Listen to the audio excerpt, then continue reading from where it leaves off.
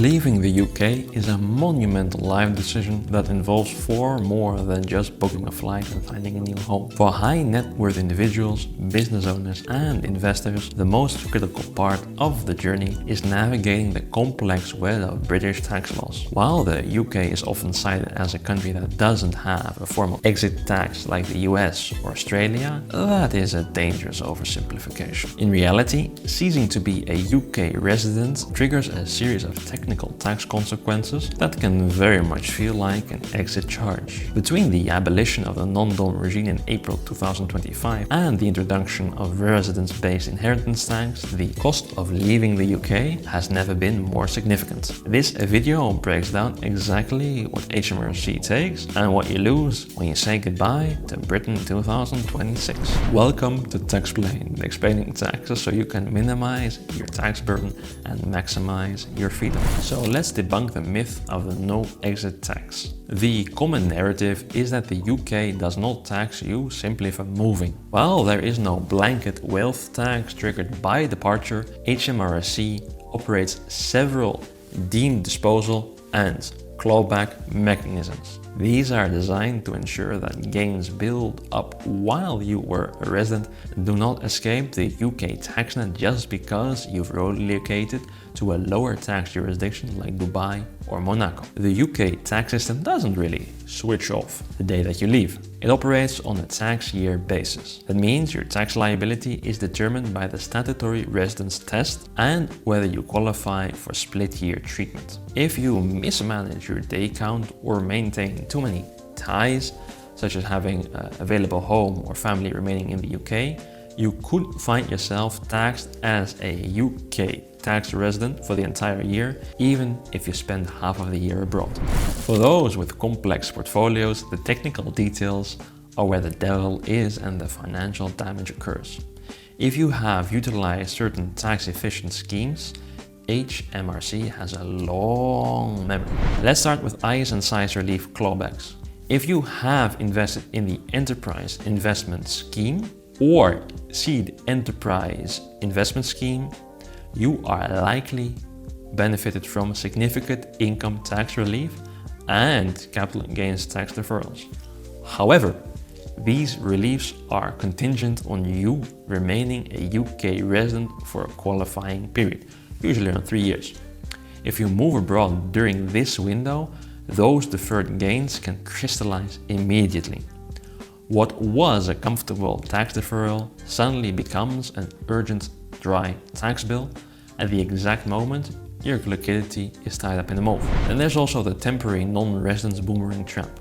HMRC has a sophisticated mechanism to catch those who leave the UK temporarily to sell assets tax-free.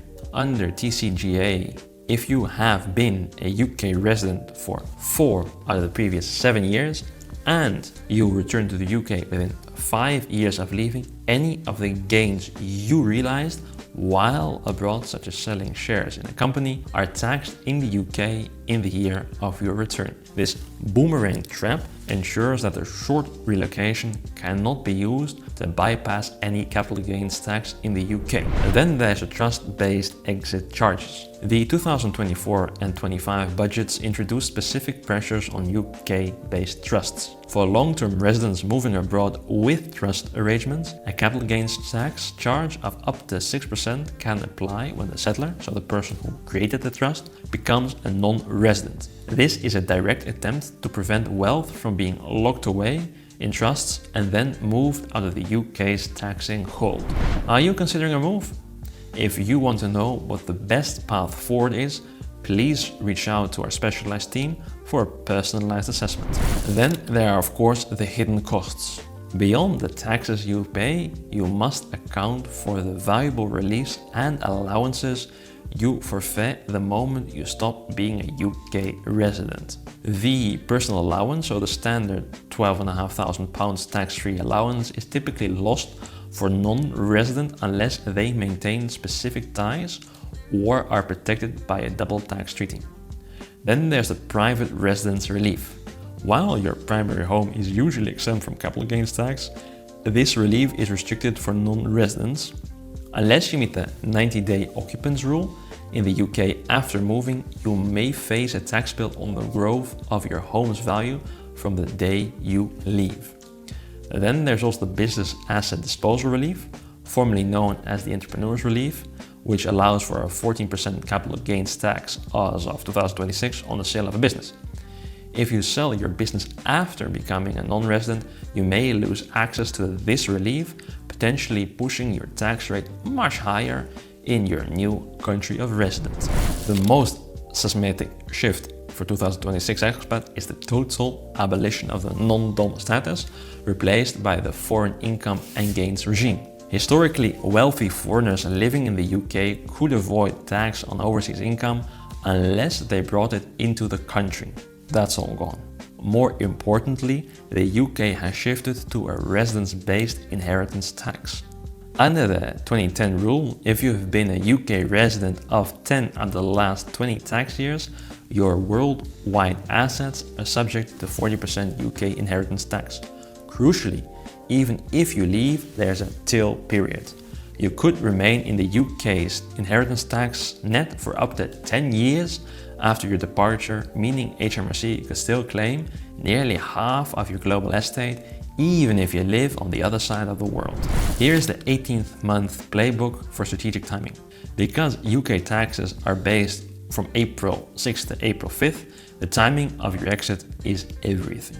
For the clean exit, moving late March or early April is often the most straightforward approach, allowing for a clean break between your tax years. Then there's also the split year strategy. If you move mid-year, you must strictly satisfy one of the 8 cases for split year treatment. This requires proving that you have started a new job abroad or you have ceased to have a home in the UK. Then there's a 60-day property rule. If you sell a UK property as a non-resident, you must report the gain and pay the tax within 60 days of completion. HMRC no longer waits for your annual tax return to collect its share. While the UK does not have a single line on tax returns labeled exit tax, for the unwary, the cumulative costs of leaving can be quite the surprise. Between the loss of personal allowance, the clawback of reliefs, the 10-year inheritance tax trail, and the strict day counting rules of the STR, the final bill is often higher than you could expect. Success? Fully moving in 2026 requires a proactive approach.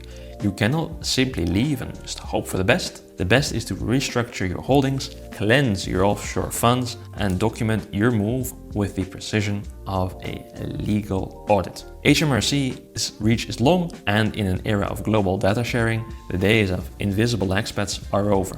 Planning your exit 12 to 18 months in advance is more than a good idea. It's basically the only way to ensure that you keep what you've built as you cross the border.